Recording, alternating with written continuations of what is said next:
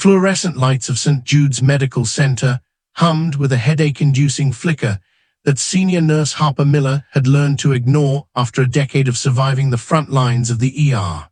It was 2:00 a.m., the height of the graveyard shift. This was the hour where the adrenaline of the evening rush usually settled into a heavy, rhythmic beeping of monitors and the occasional distant groan from a hallway gurney. But tonight, the air in Trauma Bay 4 felt different. It was vibrating with a heavy, unspoken tension. Harper adjusted the IV drip, her blue eyes, tired but fierce, scanning the vitals of the man lying unconscious beneath the sterile white sheets. He had been brought in as a John Doe, discovered by a passerby slumped in a dark alleyway just 3 blocks from the hospital. He had no wallet, no smartphone, and no identifying documents.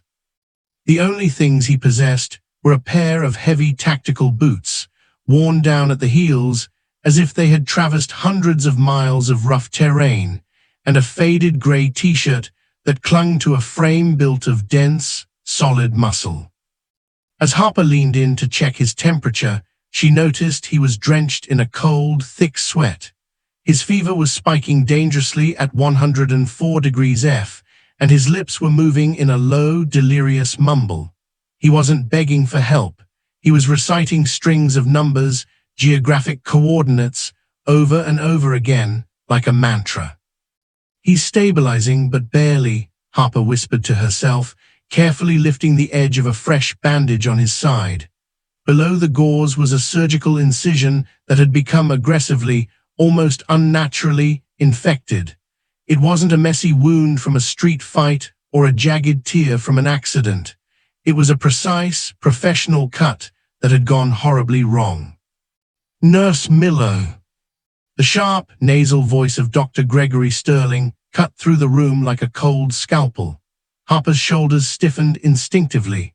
Sterling was the newly appointed chief of surgery, a man who viewed patients as spreadsheets and prioritized billing codes over human heartbeats. He marched into the bay, his expensive cologne momentarily overpowering the sharp scent of antiseptic, and wrinkled his nose in disgust at the muddy tactical boots sitting in the corner. "Why is this vagrant occupying a high-resource trauma bed?" Sterling snapped, flipping through a digital chart on his tablet without even looking at the patient. "No insurance, no ID, no history. We are a medical facility, Miller, not a homeless shelter. We have paying patients with premium insurance sitting in the waiting room. Transfer him to the county clinic immediately." Harper finally looked up, her gaze locking onto Sterling. "Dr. Sterling, this man is septic. His heart rate is erratic, and his blood pressure is bottoming out. If we move him into the back of a bumpy transport van now, he will go into full cardiac arrest before he even clears the parking lot." She gestured to the patient's shoulder. "I've seen infections like this before during my time volunteering. It looks like a battlefield staph infection. He needs aggressive, high-tier antibiotics and constant observation, not a bus ride to a facility that doesn't have the staff to watch him." Sterling scoffed, stepping into Harper's personal space. "You are a nurse, Miller. You change bedpans, you monitor drips, and you follow my orders. You do not diagnose, and you certainly do not dictate hospital policy. This man is a drain on our resources." "He's a human being," Harper shot back, her voice rising with a controlled fury. "And I'm certain he's a veteran. Look at the shrapnel scarring on his shoulder and the way he's reacting to the delirium. He deserves our best care." "I don't care if he's the President of the United States," Sterling hissed, leaning in so close that Harper could see the coldness in his eyes. "You have exactly 15 minutes to process his discharge and clear this bed. If I come back for my rounds and he is still occupying space in my ER, it won't be him leaving the hospital. It will be you." Sterling spun on his designer heels and marched out, his white coat billowing behind him like a shroud. Harper looked down at the man, whose knuckles were now turning white as he gripped the hospital sheets in a fit of unconscious pain. Easy now, Harper soothed, placing a cool hand on his burning forehead. I've got you. I'm not letting you go. She knew the protocol. She knew the hierarchy of power in this building, but she also knew that following Sterling's order was a death sentence for the man in bed 4. She checked the clock, 2:15 a.m. Sterling would likely head to his private office for a nap and wouldn't return until the shift change at 6:30 a.m. In that moment, Harper Miller made a choice that would change her life forever. Instead of calling for a transport team, she unlocked the wheels of the bed.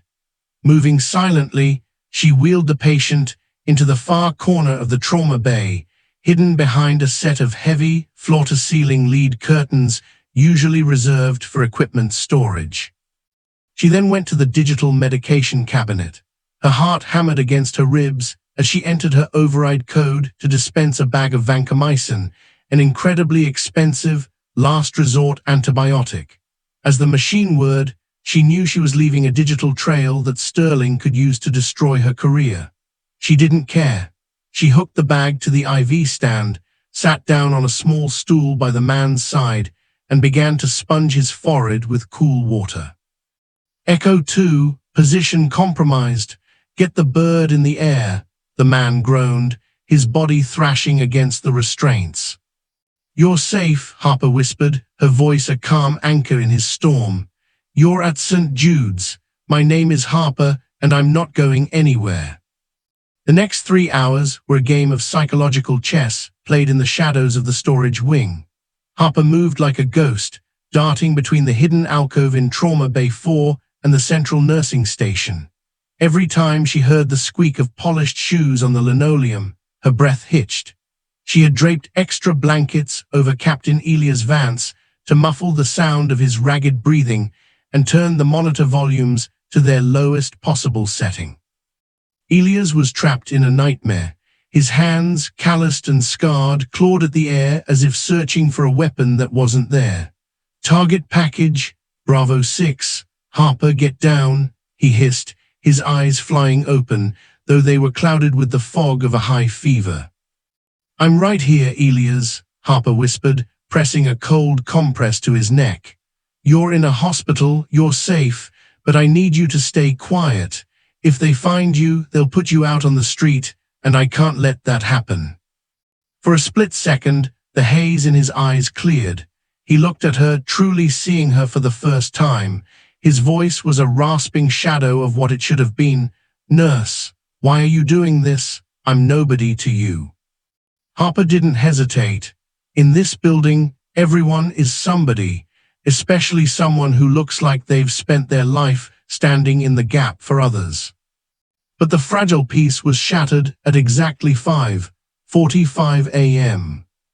The double doors of the ER swung open with a violent crash. Dr. Gregory Sterling was back, and he wasn't alone.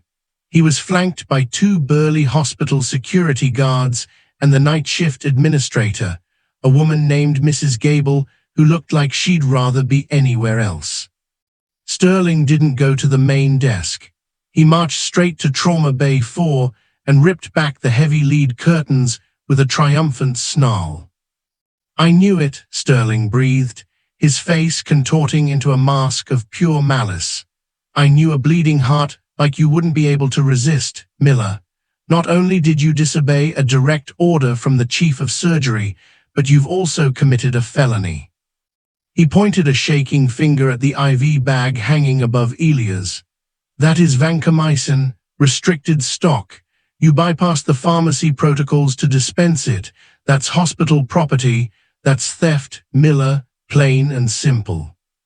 Harper stood her ground, stepping between Sterling and the bed, shielding the vulnerable man behind her. He would have died, doctor. Look at his vitals. The fever is finally breaking because of that medication. I've saved his life, which is exactly what our charter says we're supposed to do. Our charter doesn't cover charity cases that steal from our bottom line, Sterling roared. You think you're a hero? You're a thief in a white uniform. You've bypassed the chain of command, misappropriated thousands of dollars in medical supplies, and occupied a bed that could have been filled by a lucrative elective surgery patient. He turned to the security guards. "Get this vagrant out of here. Now, wheel him to the curb. If he dies on the sidewalk, that's a police matter, not ours." "No," Harper shouted, grabbing the arm of the first guard. "He's a human being. He's a soldier." Sterling stepped forward, his eyes gleaming with a sick satisfaction. He reached out and snatched the ID badge right off Harper's chest, the plastic clip snapping loudly in the quiet room. "Harper Miller, you are hereby terminated for gross misconduct and theft of hospital property," Sterling said, his voice dropping to a low, venomous crawl. "I will personally ensure that the nursing board receives a full report of your extracurricular medical activities. You'll never work in a clinic, a hospital, or even a school infirmary ever again. You are finished." The guards didn't wait. They pushed past Harper, unhooking Elia's IV with a careless tug that made the soldier groan in pain. They began to wheel the bed toward the service exit, the trash exit, avoiding the main lobby. Harper felt as if the floor had been pulled out from under her. 10 years of service, thousands of lives saved, and it was ending like this, defending a man whose name she barely knew. "Wait," Harper cried out, her voice breaking. "At least let me get his shoes. Let me give him his boots." Sterling laughed, a dry, hollow sound. "He won't need boots where he's going. Pack your things and get out, Miller, before I have you escorted out in handcuffs." Harper stood frozen as they wheeled Elias away. She watched through the glass doors as they moved him toward the loading dock. She felt a cold, crushing weight in her chest. She had lost everything, her career, her pension, her reputation. As she walked to her locker to gather her few belongings, a stethoscope her father had given her, a framed photo of her graduation, and a spare pair of scrubs, the first drops of a heavy gray rain began to pelt the windows. She didn't know it yet, but the man they were throwing out like garbage was the only person who could save her from the storm that Sterling had just started. The heavy glass doors of St. Jude's Medical Center hissed shut behind Harper Miller for what felt like the final time. The sound was definitive, a cold, mechanical thud that signaled the death of her career. In her arms, she held a soggy cardboard box containing the fragments of her professional life, a cracked mug that said "World's Best Nurse," a stack of reference books, and the stethoscope her father had gifted her when she graduated from nursing school. The sky above the city had turned a bruised shade of purple-black. As soon as she stepped onto the sidewalk, the clouds broke. It wasn't just rain, it was a deluge, a cold and punishing downpour that soaked through her thin scrubs in seconds. Harper walked toward the staff parking lot, her head bowed against the wind. When she reached her 10-year-old sedan, she fumbled with her keys, her hands shaking from a mixture of adrenaline and heartbreak. She climbed inside, the interior smelling of old coffee and lavender air freshener. She turned the key. Cough, splutter, silence. "No, no, no, not now," she whispered, slamming her palm against the steering wheel. She tried again. The engine groaned a pathetic, metallic sound before clicking into a dead silence. The battery was gone. Her car, much like her life, had decided to give up at the worst possible moment. She looked back at the hospital, the glowing red emergency sign mocking her from the distance.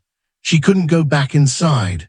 Dr. Sterling had likely already alerted security to keep her out. She had no money for a taxi, she'd been living paycheck to paycheck, and her last check wouldn't arrive for 2 weeks if Sterling didn't find a way to freeze it first. With no other choice, Harper stepped back out into the storm. Her apartment was 5 miles away, a long trek down Route 9, a highway that bordered the dense woods and the military outskirts of the city. As she walked along the shoulder of the road, the cardboard box began to disintegrate in her arms. A gust of wind caught the side of the box, and her graduation photo fell into a puddle the ink of her diploma blurring into an unrecognizable gray smudge. She didn't stop to pick it up. She couldn't. The weight of the betrayal was heavier than the box. 10 years, she shouted into the wind, her voice swallowed by the roar of the rain. 10 years of double shifts, missed holidays, and saving people like Sterling, only to be thrown out like trash. Her mind drifted back to the man in bed 4, Captain Elias Vance. Where was he now? The image of those security guards roughly wheeling him toward the loading dock haunted her. They had likely left him at a bus stop or a nearby shelter entrance. In his condition, with the infection still lurking in his bloodstream, he wouldn't last the night without the rest of the medication. She felt a pang of guilt. I should have fought harder, she thought. But she was just one nurse against a corporate machine that valued profit over pulse. The highway was nearly deserted. Every few minutes, a car would splash past her, its headlights blinding her for a second before leaving her in deeper darkness. Her feet were blistering inside her damp sneakers, and her breath was coming in ragged gasps. The cold was starting to seep into her bones, a dangerous numbness settling in. She reached the midpoint of the bridge over the Blackwood River. Below, the water was churning, swollen by the storm. Harper stopped for a moment, leaning against the cold concrete railing. She looked at her stethoscope, the last thing she had left. She considered throwing it into the river. If she couldn't be a nurse, what was the point of holding onto the tools? But as she raised her hand, she heard something. It wasn't the wind. It wasn't the rain. It was a low-frequency thrumming that she felt in her chest before she heard it with her ears. The air began to vibrate. The puddles on the road started to dance, the water jumping in rhythmic patterns. Thump, thump, thump, thump. Harper turned around, squinting against the rain. Far off in the distance, back toward the direction of the hospital, 2 sets of incredibly bright searchlights appeared in the sky. They weren't moving like airplanes. They were low, dangerously low, and they were heading straight for her. The roar grew deafening, a mechanical scream that drowned out the thunder. The wind from the rotors hit the highway with the force of a hurricane, nearly knocking Harper off her feet. She shielded her eyes, her heart racing. 2 massive, pitch-black Black Hawk helicopters were descending from the clouds, their silhouettes blocking out the moon. They didn't land in a field. They didn't land at the hospital. They flared their tails and began to hover directly over the highway, right in front of the shivering, broken nurse. The world around Harper Miller dissolved into a chaotic symphony of screaming turbines and lashing rain.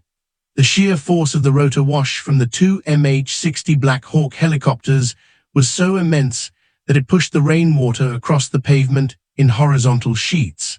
Cars that had been trailing behind her on Route 9 slammed on their brakes, tires screeching, as drivers stared in slack-jawed or terrified silence. Harper dropped her soggy cardboard box, her graduation photo, her nursing books, and her world's best nurse mug scattered across the asphalt, but she didn't notice. She was pinned by the blinding white glare of the helicopter's searchlights. She felt small, like an ant under a magnifying glass, as the massive black machines hovered just feet above the highway before settling onto the ground with a heavy metallic thud. Before the rotors had even slowed, the side doors slid open. Men in full tactical gear, multicam uniforms, night vision goggles flipped up, and patches that Harper didn't recognize but felt authoritative leaped out onto the wet road. They moved with a predatory grace, fanning out to block both lanes of traffic. One man, taller than the rest, with a jagged scar running from his temple to his jawline, sprinted directly toward her. He wasn't carrying a rifle, he was carrying a radio handset. His boots splashed through the deep puddles, and as he reached her, he skidded to a halt. "Ma'am," he shouted over the dying whine of the engines. "Are you Harper Miller, senior nurse, emergency department, St. Jude?" Harper could barely find her voice. Her teeth were chattering from the cold and the shock. I was just fired. The soldier's eyes intensified. He didn't look sympathetic. He looked relieved, like a man who had just found a lost treasure in a minefield. He keyed his shoulder mic. Falcon lead, this is Major Jackson. We have visual on the asset. Target confirmed. Nurse Miller is on the shoulder of Route 9. She's shivering but intact. Tell the general the Angel is secure, turning the birds around now. The Angel, Harper managed to gasp. What are you talking about? Who are you? Major Jackson stepped closer, his demeanor shifting from tactical to respectful. He reached down and picked up her stethoscope from the wet ground, wiping the mud off it with his thumb before handing it back to her. My name is Major Jackson, United States Special Operations Command, and you, Nurse Miller, are currently the most important person in this state. The man you treated in bed 4, the John Doe. Harper nodded slowly, her heart hammering. That wasn't a vagrant, Jackson said, his voice dropping to a low, serious tone. That was Captain Elias Vance. He's a decorated Delta Force operator and the only son of General Silas Vance, the commander of the Joint Task Force. He was undercover on a high-stakes counterterrorism mission when he was exposed to a localized chemical agent. He went dark 3 days ago. We've been burning up the coast looking for him. Harper's mind raced. She thought of Dr. Sterling calling Elias a drain on resources. She thought of him being wheeled toward the loading dock like a piece of broken furniture. They threw him out, Harper said, a sudden surge of adrenaline masking the cold. Major, your captain. Dr. Sterling had him moved to the service exit. He's septic. He has a chemical-induced infection. If he isn't back on a high-potency vancomycin drip in the next 20 minutes, his organs will start to shut down. Major Jackson's face turned into stone. The air around him seemed to grow even colder than the rain. He moved a Tier 1 operator to a loading dock. He's in danger, Harper insisted, grabbing the Major's damp sleeve. The hospital is compromised. Sterling only cares about the money, and there were people, strange people, lurking in the hallways tonight. Jackson looked at the hospital glowing on the horizon, then back at Harper. He grabbed her arm, not roughly, but with an invitation. Then you're coming with us. The general is already at the hospital, and he's not in a talking mood. He wants his son, and he wants the nurse who risked her career to keep him alive. We're going back, Nurse Miller. And this time, you're not walking through the front door, you're arriving from the sky. He signaled to his team. 2 soldiers flanked Harper, shielding her from the wind as they led her toward the laid Black Hawk. As she climbed into the belly of the beast, the interior smelled of oil, sweat, and high-tech equipment. The Major strapped her into a jump seat. Hang on, Miller. We're going to show Dr. Sterling what happens when you mess with a soldier's guardian angel. The engines roared back to life, the floorboards vibrated, and Harper felt her stomach drop as the helicopter surged upward, banking hard toward the red neon lights of St. Jude's. The night sky over St. Jude's Medical Center was suddenly torn apart by the rhythmic thundering of heavy rotors. Inside the hospital, the staff looked up in confusion as the ceiling tiles vibrated. In the executive wing, Dr. Gregory Sterling was pouring himself a glass of expensive scotch, celebrating the cleaning of his ER, when the windows rattled so violently his glass nearly shattered. On the rooftop helipad, the 2 Blackhawks touched down with military precision. Before the skids even settled, the doors flew open. Major Jackson hopped out first, followed by a team of 6 operators in full tactical gear. In the center of the formation, looking like a fierce storm herself, was Harper Miller. She was no longer just a fired nurse. She was the tactical lead for a mission of mercy. As they burst through the rooftop access doors, 2 hospital security guards tried to block the way. Authorized personnel only, one shouted, reaching for his belt. Major Jackson didn't even slow down. He held up a black leather folder with a gold crest. United States Special Operations Command. This hospital is now under temporary military jurisdiction for a Tier 1 medical emergency. Move or be moved. The guards took one look at the laser sights dancing on their chests and stepped aside, pale-faced. They reached the main ER floor in under a minute. The scene was chaotic. The military presence had sent the night staff into a panic. Harper led the charge, her eyes scanning the bays. "He's not in bed 4, she shouted, seeing the empty, stripped mattress where Elias had been. "Where is he?" Jackson growled, grabbing a passing intern by the lab coat. "I don't know." Dr. Sterling ordered the transfer to the city morgue's overflow basement. The intern stammered. "He said the patient was deceased." "Deceased?" Harper's heart stopped. "I left him 10 minutes ago and he was stable. Sterling is trying to hide the evidence of his negligence." At that moment, the elevator doors at the end of the hall opened. General Silas Vance stepped out. He was a man made of iron and metals, his face a roadmap of 40 years of war. He didn't look like a grieving father, he looked like a predator. Behind him were 4 more soldiers and the hospital's CEO, who was sweating profusely. "Nurse Miller," the general said, his voice a low rumble that commanded instant silence in the hallway. "I've read your file. You're the only reason my son's heart is still beating. Where is he?"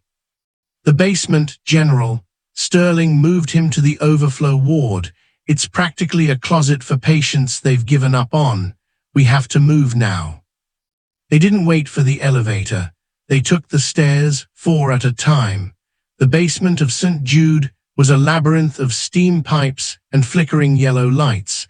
It smelled of damp concrete and bleach. Harper led them to a heavy steel door marked storage room, it was locked. "Breach it," Jackson ordered. A soldier stepped forward and kicked the door with a thunderous crack. The lock snapped. Inside, the room was freezing. There, lying on a rusted gurney in the corner, was Elias Vance. He was pale, his skin turning a ghostly blue, and he was shivering uncontrollably. He had been left alone in the dark, without a single monitor or IV line attached. Harper let out a sob of rage and immediately lunged toward him. She checked his carotid artery. "He's in distributive shock. He's crashing." She looked around the room. There was nothing. No oxygen, no medicine. "I need a crash cart and 20 mg of norepinephrine, now." Just then, Dr. Sterling appeared in the doorway, flanked by his own legal counsel. He hadn't realized the scale of who he was dealing with yet. "What is the meaning of this? You are trespassing in a restricted." General Vance turned slowly. The look in his eyes made Sterling's words catch in his throat. The general didn't say a word. He simply stepped aside as Harper barked orders to the combat medics, who were now unfolding high-tech portable life support systems. "Dr. Sterling," the general finally spoke, his voice dangerously calm. "You told your board this man was a vagrant. You told my office he arrived DOA. My son is a recipient of the Silver Star, and you just put him in a basement to die to protect your profit margins." General, there must be a misunderstanding," Sterling stammered, his face turning the color of ash. "The only misunderstanding," Harper shouted as she successfully intubated Elias, "is that you thought I was finished. I'm not leaving his side. And General, this man didn't just neglect your son, he actively tried to kill him." As the medics stabilized Elias, the general turned to Major Jackson. "Secure the perimeter. Nobody leaves this building, especially not the chief of surgery. I want a full forensic sweep of every mistake this man has made in the last 5 years." The siege was over, but the war for Elias' life, and the mystery of who wanted him dead, was just beginning. With the military having seized control of the hospital's sub-basement, a makeshift intensive care unit was established within minutes. Captain Elias Vance was no longer a John Doe hidden in the shadows. He was the center of a high-tech medical hurricane. Harper Miller stood at the helm, her hands moving with a precision that even the elite combat medics admired. "Vitals are still erratic," Harper shouted over the hiss of the portable ventilator. "His blood pressure is a roller coaster, and that fever isn't just an infection. Look at his pupils, they're pinpoint. This isn't just sepsis." General Vance stood by the door, his eyes fixed on his son. The mission he was on, it was in a decommissioned research facility in the tropics. We suspected they were working on something, but Elias went dark before he could confirm the agent. Harper grabbed a flashlight and peeled back Elias' eyelids again. "It's not a biological bacteria. It's an organophosphate derivative, a synthetic neurotoxin. Dr. Sterling was treating him for a standard staph infection because he wanted to save money on lab work, but that was a death sentence. The antibiotics were actually masking the real killer." She turned to Major Jackson. "I need the atropine kits from your helicopters, all of them, and I need a specific chemical neutralizer, pralidoxime. The hospital pharmacy won't have it in the quantities we need." "On it," Jackson replied, signaling two soldiers who vanished toward the roof. As Harper worked, she noticed something strange on the monitor. Elias' heart rate didn't just spike, it pulsed in a rhythmic, almost artificial pattern. She leaned in closer to his chest, placing her stethoscope, the one Major Jackson had rescued from the mud, over his heart. Thumb click. Her blood ran cold. "General, he doesn't just have poison in his blood. He has a subdermal tracker embedded near his ribcage, and it's not just a tracker." She carefully palpated the area near his fifth rib. There was a small, hard lump, no bigger than a grain of rice. "It's a biosensor. It's monitoring his vitals in real time. Whoever poisoned him is watching his heart rate. They know he's still alive. They know he's in this building." The room went silent. The realization hit them all at once. The hospital wasn't a fortress, it was a trap. "If they're watching his vitals," Jackson whispered, "then they're coming to finish the job." Suddenly, the lights in the basement flickered and died. The hum of the hospital's power grid vanished, replaced by the eerie, red glow of the emergency backup lights. The ventilator switched to battery power, its rhythmic puffing the only sound in the darkness. "Communications are down," a soldier shouted, tapping his headset. "Electronic jamming, we are dark." "They're here," General Vance said, drawing his sidearm with a metallic click. "Jackson, floor-wide lockdown. Miller, do not stop what you're doing. If he dies, we lose the only witness to whatever happened in that facility." Harper felt a bead of sweat roll down her neck. She was a nurse, trained to heal, but now she was in the middle of a kill zone. She grabbed a syringe of the newly arrived atropine. Her hands were steady, even as she heard the muffled thwack of a suppressed firearm from the hallway outside. "Major, the biosensor is sending a flatline signal if his heart rate drops too low," Harper realized, looking at the crashing numbers on the screen. "The poison is designed to trigger the sensor. When he dies, a signal is sent to the Dushman enemy to confirm the hit. If I can stabilize him, we can trick the signal." "Do it," the general ordered. Harper injected the neutralizing agent directly into Elias' central line. His body jolted. His heart rate skyrocketed to 160, then 180. The monitor screamed.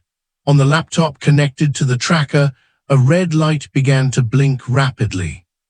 "It's working," Harper breathed. "But we just rang the dinner bell. They know exactly which room we are in now." Outside in the hallway, the sound of heavy boots approached. These weren't the disorganized footsteps of hospital security. This was a professional hit squad. Harper looked at Elias, then at the general. She realized that to save her patient, she was going to have to do more than just provide medical care. She was going to have to survive a siege. "General," Harper said, reaching for a heavy metal tray of surgical instruments. "If they want him, they have to go through me. and I've had a very long, very bad day." The air in the basement storage wing was thick, with the scent of ozone and copper. The emergency red lights bathed the room in a bloody hue, casting long, dancing shadows against the stacks of medical crates. While General Vance and Major Jackson's team engaged the primary hit squad in the corridor, the ventilation shaft above Elia's bed rattled.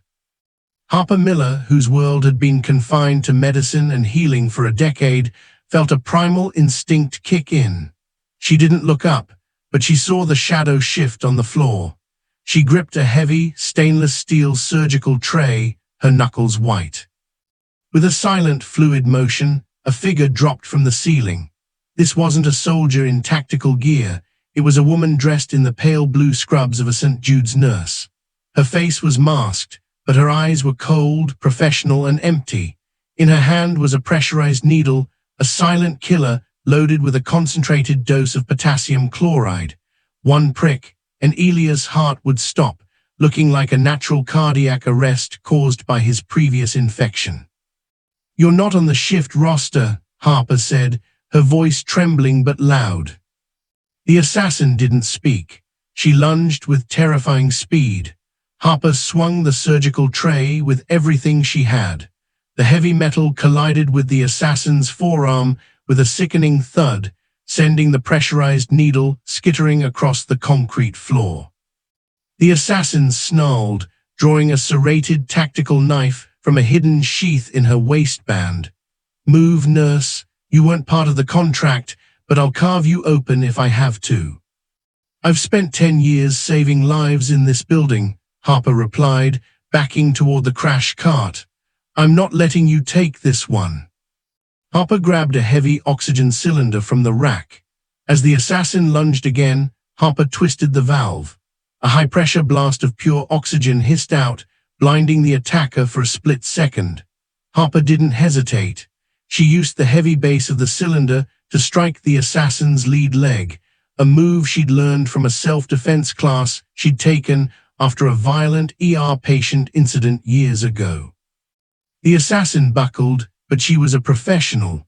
She swept Harper's legs, sending the nurse crashing to the floor. The knife came down, grazing Harper's shoulder.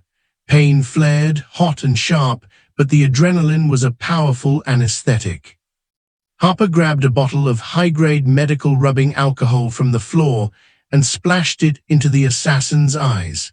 As the woman screamed, clawing at her face, Harper reached for the one thing she knew how to use best, a heavy-duty defibrillator. She ripped the paddles from the machine, hitting the charge button. The device let out a high-pitched whine that cut through the sounds of the gunfire in the hall. "Ready, 360 joules." "Clear," Harper yelled, a word she usually used to save people. She slammed the paddles into the assassin's wet, alcohol-soaked chest and squeezed the triggers.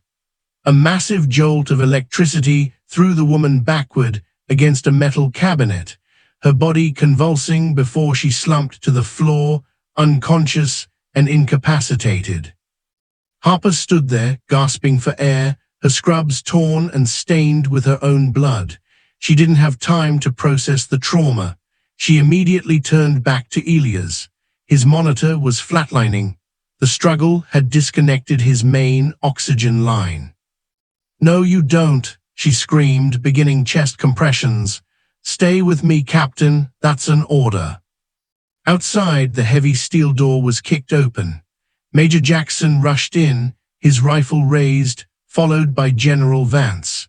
They stopped dead, taking in the scene, an unconscious assassin on the floor and Harper Miller, bloodied and bruised, frantically performing CPR on the general's son. "Secure her," Jackson yelled, pointing to the assassin. He rushed to help Harper, his strong hands taking over the compressions. After 3 agonizing minutes, a weak, thready pulse returned to the monitor. Elias took a ragged, spontaneous breath. "He's back," Harper whispered, collapsing against the wall, her hands shaking uncontrollably.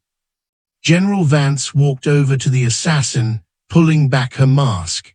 He recognized the tattoo on her neck, a mark of a private mercenary group often hired by the very corporations Sterling was trying to impress. "They're desperate," the general said, looking at Harper with a new level of profound respect. "They didn't just want him dead, they wanted it to look like medical malpractice. Harper, you didn't just save him, you captured the evidence we need to bring down the whole network." "We can't stay here," Jackson said, checking his watch. "The jammer is down, but more of them will be coming. We need to move the captain to the extraction point." "Where?" Harper asked. "A secure location," the general replied. "A place where no one, not even the hospital board or the corrupt officials in this city, can reach him. We're going to my private estate in the mountains. And Harper, you're coming with us. You're the only one Elias trusts." The transition from the sterile, cold basement of St. Jude to the rugged, mist-covered peaks of the Appalachian Mountains was a blur of high-speed flight and tactical precision. General Vance's private estate wasn't a luxury mansion. It was a reinforced cabin, a mountain fortress equipped with its own medical suite and a secure satellite uplink. For 48 hours, Harper Miller didn't sleep. She sat by Elias Vance's bedside, monitoring the slow, steady progress of the chemical neutralizer as it flushed the toxins from his system. The invisible poison was finally losing its grip. On the third morning, as the sun began to bleed over the horizon, Elias' hand moved. His eyes, now clear and sharp, found Harper's. "You're still here," he whispered, his voice stronger than it had been in the hospital basement. "I don't leave my patients until the discharge papers are signed, Captain," Harper replied with a tired, triumphant smile. But the peace was short-lived. "General," Major Jackson shouted from the command center in the next room, "we've got a situation at the hospital. Dr. Sterling is on the morning news."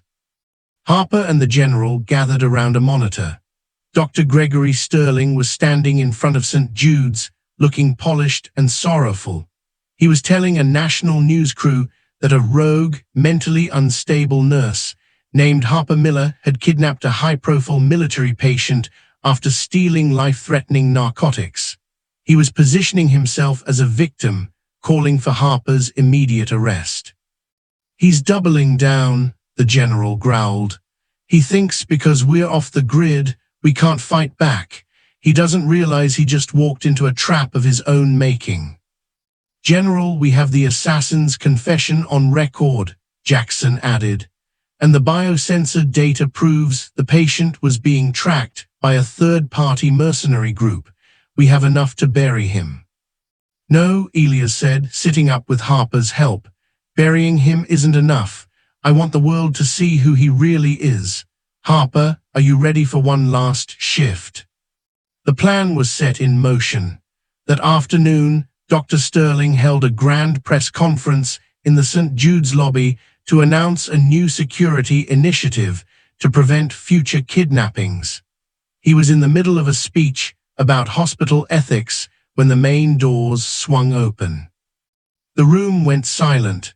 Harper Miller walked in, still wearing her torn, blood-stained scrubs from the night she was fired. She looked exhausted, but her head was held high. "There she is," Sterling shouted, pointing a finger. "Security, seize her. She's the one who endangered this facility." As guards moved toward her, a booming voice echoed through the lobby. "Stand down." General Silas Vance marched in, followed by a phalanx of military police, but the real shock came from behind them.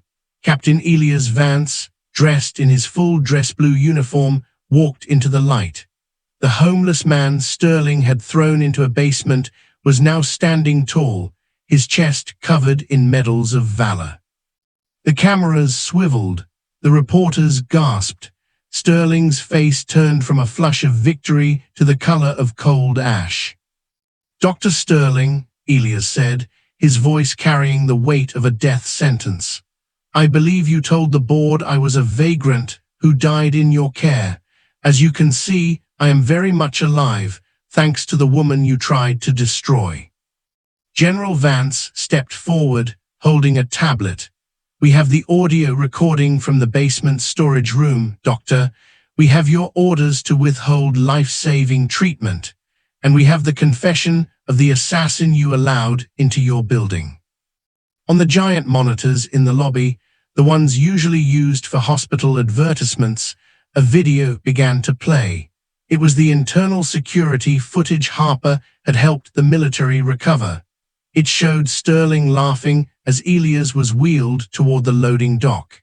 It showed him snapping Harper's badge. The FBI stepped out from the crowd. Gregory Sterling, you are under arrest for attempted murder, conspiracy, and medical fraud. As the handcuffs clicked into place, Harper walked up to Sterling. She reached into her pocket and pulled out the broken ID badge he had snapped 3 days ago. She pinned it to his expensive suit jacket. You were right about one thing, Doctor, she whispered. I am finished working for people like you. Weeks later, St. Jude was under new management. The Sterling Wing was renamed the Vance Miller Center for Veteran Care. Harper was offered the position of Chief of Nursing, but she chose a different path. She became the lead medical liaison for the Special Operations Command, traveling the world to ensure that no soldier and no nurse would ever be left behind in the dark again.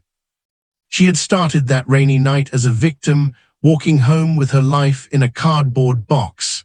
She ended it as a legend, because as Dr. Sterling learned too late, you never, ever mess with a soldier's guardian angel. What an incredible journey. Harper Miller proved that even when you lose everything, your job, your car, and your reputation, staying true to your heart can change the world. She went from being fired to fighting off assassins and bringing down a corrupt empire. What would you have done? If you were in Harper's shoes, would you have followed the doctor's orders to save your job, or would you have risked it all for a stranger?